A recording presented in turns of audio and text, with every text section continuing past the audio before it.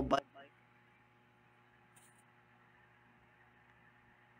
Una punta tayo sa File Manager, pindutin ang Phone Storage, pindutin at hanapin ang Android, i-click ang Data, pagkatapos pindutin ang View Google Files app.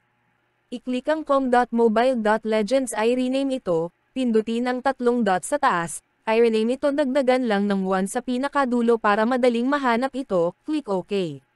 Pagkatapos punta tayo sa Settings, i-scroll down natin pababa at hanapin natin ang App Management. Pindutin ang App List. I-search natin ang Google Play Services, pagkatapos i-click ang Storage Usage. Pindutin ang Clear Data, pindutin ang Clear All Data then Delete. Pagkatapos ma-delete ang data ng Google Play, balik tayo ulit sa App Management, App List. At hanapin ang Mobile Legends, i-click ang Storage, at pindutin ang Clear Data.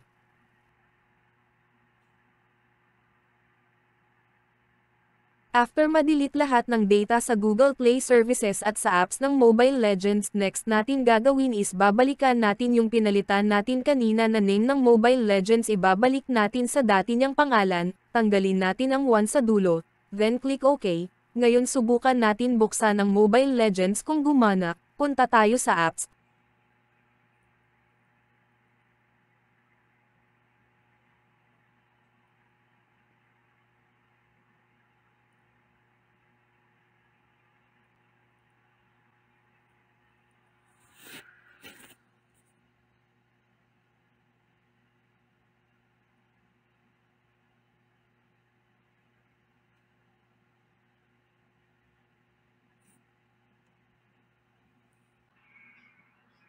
Ayan gumana, eto na yung bagong Smurf account natin, maglagay ka lang ng bagong character o bagong pangalan mo.